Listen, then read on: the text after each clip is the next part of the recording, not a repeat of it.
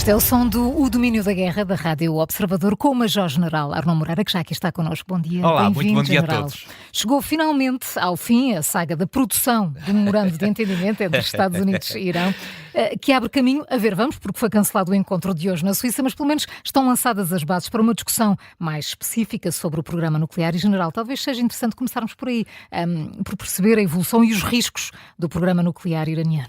Muito bem, muito bem. Bom, vamos ter hoje uma edição especial. Sim, tinha de dedicada ao memorando. A primeira reflexão é esta e é muito rápida. A paz perpétua é uma coisa que não existe.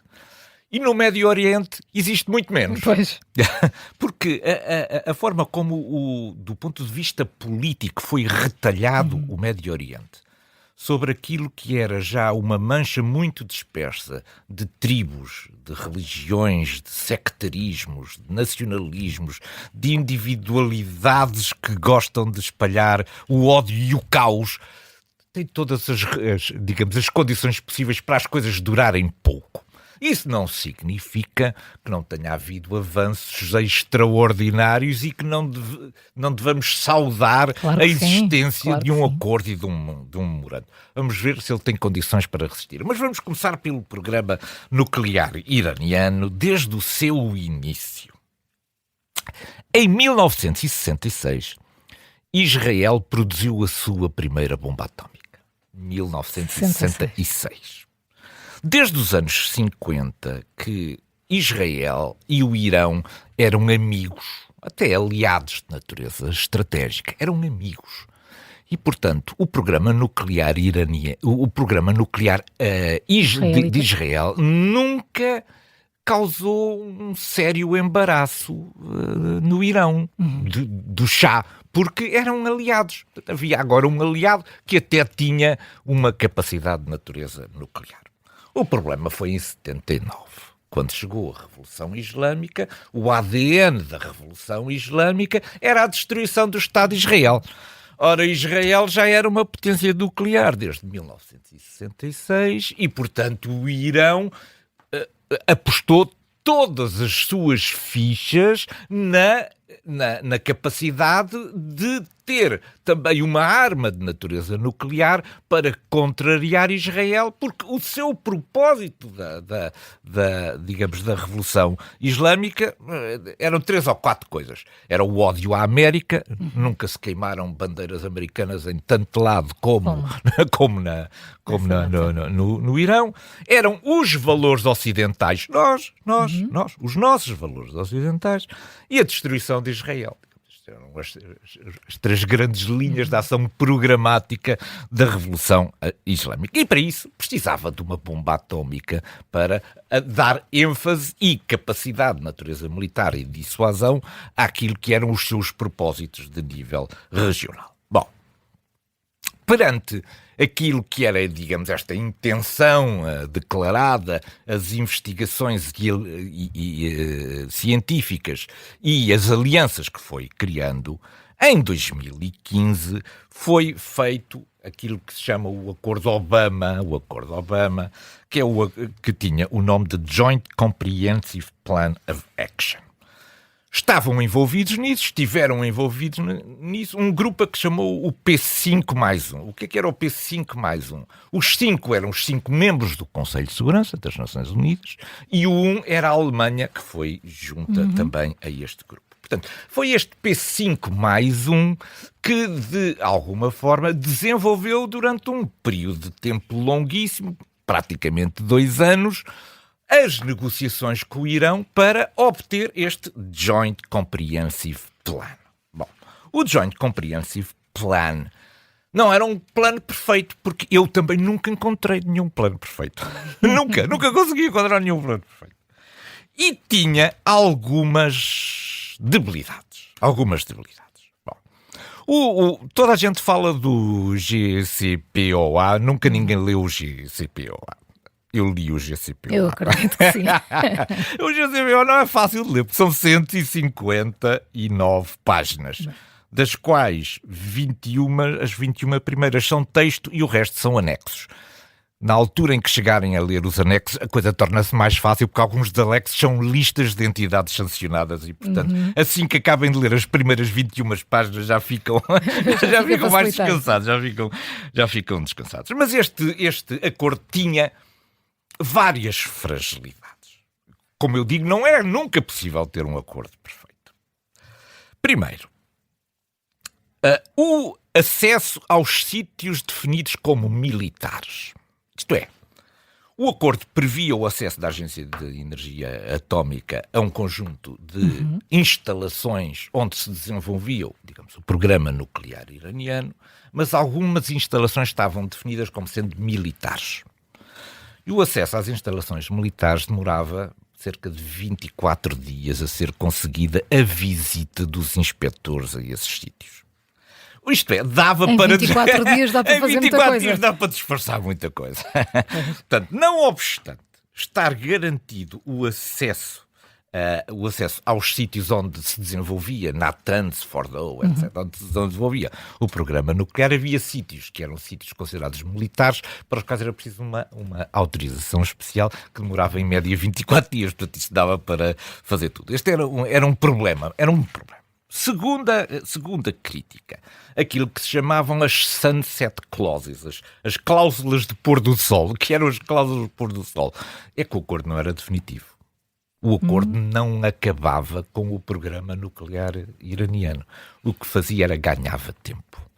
Isto é, ao fim de 10 anos começavam a cair algumas das interdições ao Irão, ao fim de 15 anos caíam todas as interdições. Qual foi a sensação que isto deu imediatamente para a comunidade internacional? Nós não estamos a dar cabo do programa nuclear iraniano. Estamos a falar do Obama, do acordo do Obama. Nós não estamos a dar cabo. A única coisa que estamos a fazer é estamos a ganhar tempo. Porque todas estas proibições vão acabar por cair e, entretanto, o regime de sanções também vai sendo levantado à medida que estes anos vão passando. Terceira crítica que também era importante. Contrariamente ao acordo que tinha sido feito com a Líbia sobre instalações nucleares, o acordo de 2015 com o Irão deixava uma considerável rede de infraestruturas nucleares, algumas delas enterradas. Isto é, em vez de obrigar o Irão a desenvolver, digamos, às claras aquilo que era o seu programa nuclear, porque o Irão continua a ter direito a enriquecimento controlado, etc., foi permitido que tudo isto fosse desenvolvido em instalações subterrâneas. Portanto, o grau de visibilidade sobre o que se passava ali era apenas garantido pelas visitas, e essas visitas também nem sempre ocorriam. Ou seja, o acordo tinha vulnerabilidades. E foi este conjunto de vulnerabilidades que levou Donald Trump, em 2018, a dizer que os Estados Unidos retiram-se do acordo. O Irão não se retirou do acordo, na altura, nem se retiraram os outros elementos que faziam parte do grupo P5+1. Portanto, esses continuaram. Mas a retirada dos Estados Unidos levou o Irão a repensar a sua permanência nisto. Quando chegamos a janeiro de 2020, o Irão já tinha um nível de enriquecimento de 4,5%, quando era 3,67% antes de se retirar do... Isto é, num curto período de tempo, o Irão começou a enriquecer o urânio para lá daquilo que tinha sido. Entretanto, isto foi em janeiro de 2020, um ano depois, Joe Biden toma posse. Ou seja, grande parte do enriquecimento do urânio é feito durante o mandato de Joe Biden. É durante esta parte que é feito. Esta parte é sempre ocultada no meio disto tudo. Joe Biden procura fazer regressar o Irão ao acordo Obama. É impossível. Porque o Irão, entretanto, ganhou as rédeas do controle de tudo isto, nem as ameaças que a certa altura até Anthony Blinken fez de que talvez fosse necessário bombardear o Irão, fizeram o Irão desistir, e a administração Biden não foi capaz de resolver o assunto disto. Ou seja, quando chegamos à administração Trump, agora chegamos à administração Trump... Tinha esse trabalho por fazer. Quer dizer, falhámos todos. Falhou a administração Biden. Falhou o sistema internacional. Também ninguém tinha alternativas para isto. Falhou o direito internacional, porque o Irão continuava a ser subscritor do Tratado de Não Proliferação Nuclear. Nunca se fez nada para contrariar isto. Falharam os europeus, porque os europeus falham sempre nestas coisas, porque não querem aplicar a força e, portanto, também estão a assistir a ver as coisas. E, portanto, falhou tudo. Ora, quando falhou tudo e Donald Trump toma a presidência dos Estados Unidos, já só há uma opção. É a opção da bomba. Já não há... Quer dizer, é preciso bombardear, já não há tempo, com o urânio enriquecido a 60%, de iniciar um processo diplomático que tinha falhado com Joe Biden. Falhou 4 anos com Joe Biden. O Irão estaria a poucos meses de ter o urânio enriquecido num grau de pureza de natureza militar. E, portanto, já não havia tempo para voltarmos outra vez aos processos negociais, até porque a experiência de Joe Biden é que os processos negociais falhavam. E, portanto, chegámos a Donald Trump e, digamos, ao conflito tal e qual como o conhecemos. É importante conhecer este passado para termos todo ideia o processo, porque é que foi preciso largar 14 bombas destruidoras de bunkers sobre aquilo que era o sistema nuclear iraniano, o processo de enriquecimento e o processo do material que já estava enriquecido. O que é certo, depois de uma assinatura do memorando de entendimento que foi feita de forma digital no domingo, Donald Trump e o presidente Pezeshkian tornaram a ratificar este memorando a meio desta semana, também de forma digital, tendo o memorando entrado finalmente em vigor. Mas o que é que importa reter sobre todo este processo e também, claro, sobre o documento em si? Agora é este, não é? Nós andamos a fazer daquilo que eu leio, e eu leio tudo, não é? Praticamente leio tudo. Nós andamos a fazer aqui uma análise um bocadinho dispersa e era importante talvez sistematizarmos aqui um bocadinho esta... E se calhar muito subjetiva, não é? Sim. Vamos procurar sistematizar isto. Há coisas que são fáceis de resolver, há coisas que são difíceis de resolver e há coisas que são impossíveis de resolver. Se metermos num único processo negocial o que é fácil, o que é difícil e o que é impossível, nunca vamos ter acordo nenhum. Pronto. Portanto, aquilo que muitas vezes se fala é que este memorando é insuficiente. É insuficiente. Porque desde o início se percebeu que há coisas possíveis, difíceis e impossíveis. E, portanto, se as metermos as três no mesmo processo negocial, acontece aquilo que aconteceu durante os 4 anos de Biden. Não se chega a lado nenhum, não há resolução nenhuma, não há solução nenhuma. Portanto, primeiro perceber que o que nós estamos a falar não é de um acordo, é de um início de um memorando e de um processo negocial. É isso que nós estamos a tratar. E para começar a tratar, vamos começar pelo possível. Qual era o possível no meio disto? É o Estreito de Hormuz. Esse é que é o possível. O Irão está disponível para isso, os Estados Unidos estão disponíveis, a comunidade internacional está disponível para isso e agradece, muito satisfeito e agradece tudo isto. E, portanto, neste sentido, a assinatura, ainda vamos hoje tornaremos a falar sobre a assinatura. A assinatura digital do acordo traz um enorme alívio para a comunidade internacional.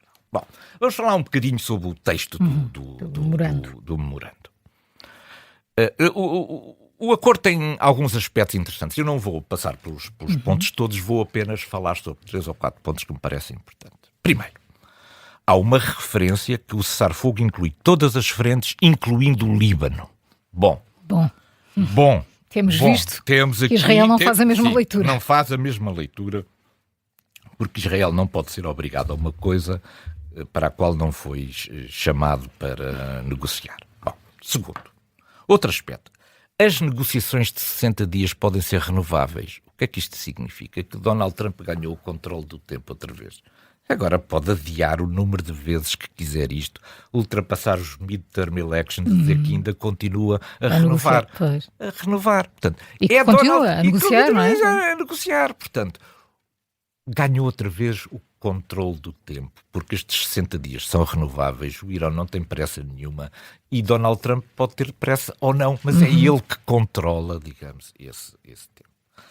Quarto, outro aspecto no ponto 4. Os Estados Unidos acabam o bloqueio naval e retiram forças da proximidade do Irão 30 dias depois do acordo final.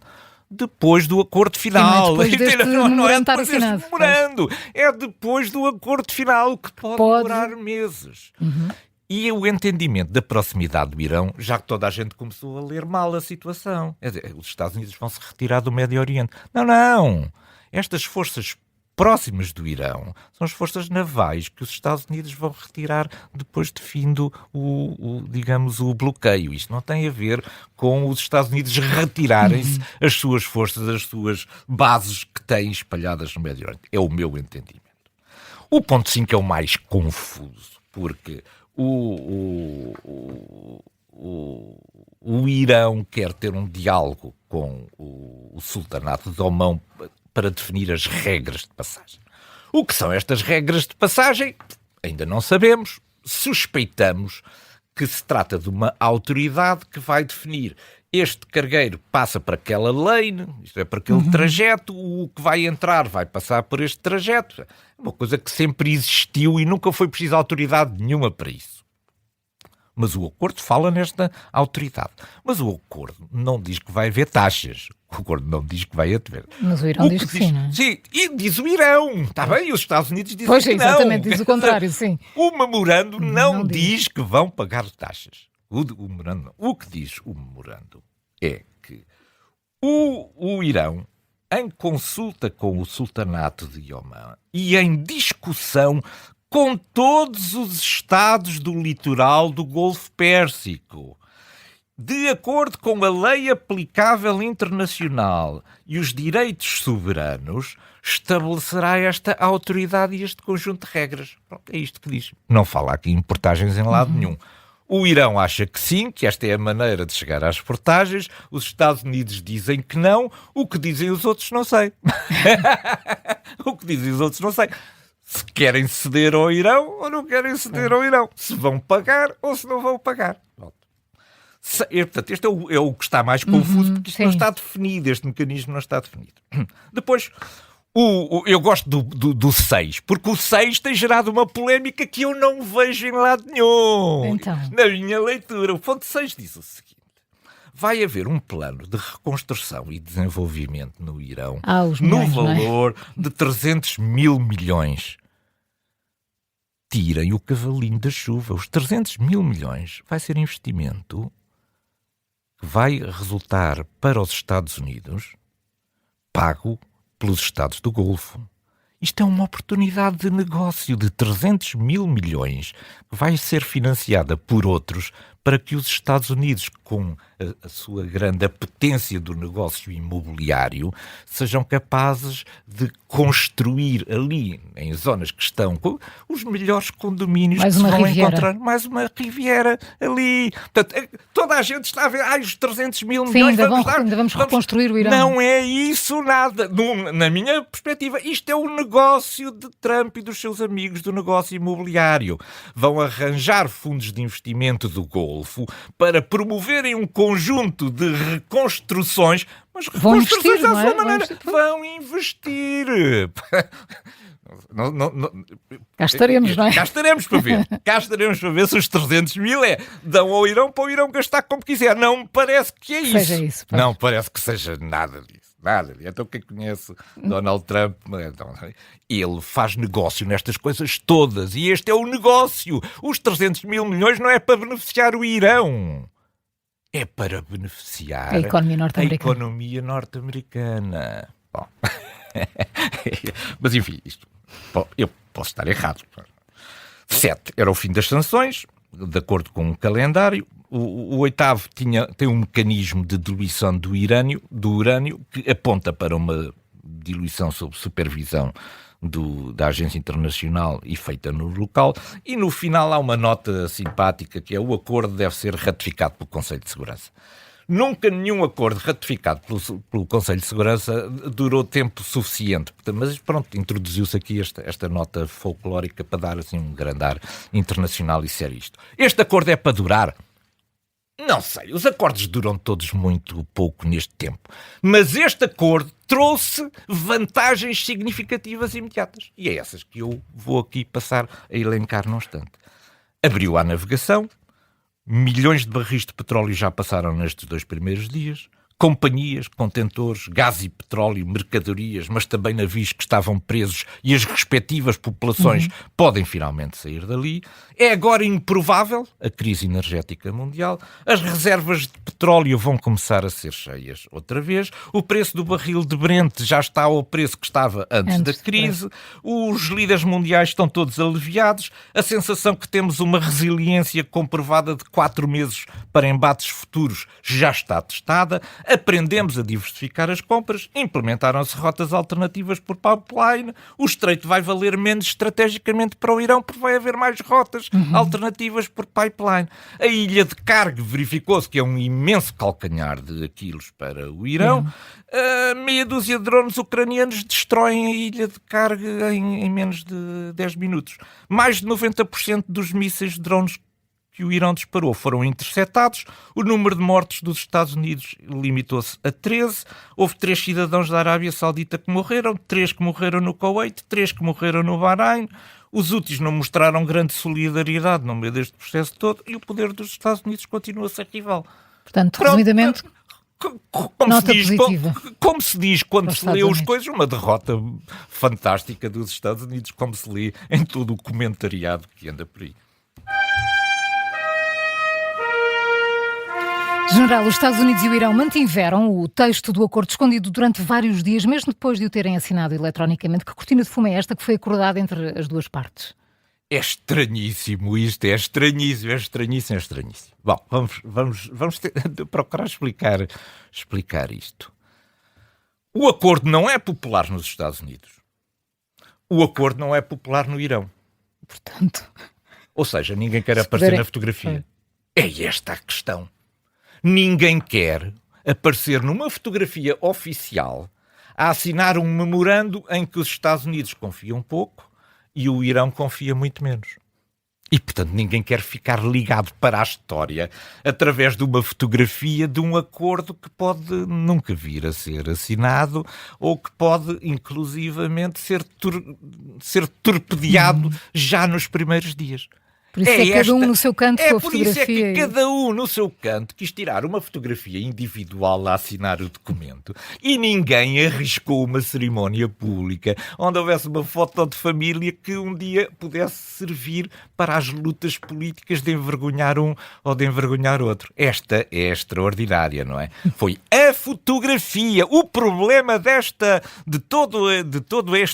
esta encenação das assinaturas digitais tem a ver com isto. Ninguém queria estar presente e mostrar-se numa fotografia que ele era responsável por assinar aquele documento.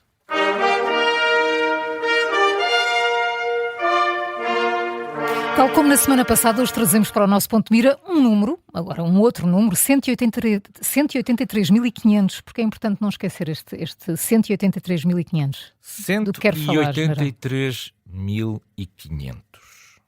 É um número que nos devia envergonhar a nós europeus. É o número de soldados norte-americanos que morreram no teatro europeu durante a Segunda Guerra Mundial. Esta era uma guerra dos americanos, como os europeus tiveram, o distinto desplante de dizer esta guerra não é nossa, quando começou a guerra dos Estados Unidos com o Irão. A Segunda Guerra Mundial era uma guerra dos Estados Unidos. Morreram 183 mil. Morreram! Não estiveram empenhados. Morreram no Teatro de Operações Europeu durante a Segunda Guerra Mundial 183.500 soldados. Não foi não foram 18, não foram 180, foram 183.500 soldados. E agora é Trump a dizer que a guerra na Ucrânia não é dele. E agora digo eu, para terminar o nosso programa, quantos soldados europeus a Europa disponibilizou para ajudar os Estados Unidos nesta guerra contra o Irão? Zero. Pronto. De um lado temos 183.500 soldados mortos, do outro lado temos 0 soldados que foram ajudar os Estados Unidos na guerra contra o Irão. E com isto termino. E com isto se despede General Arnon Moreira. Bom fim de Obrigada, semana até para a todos. semana.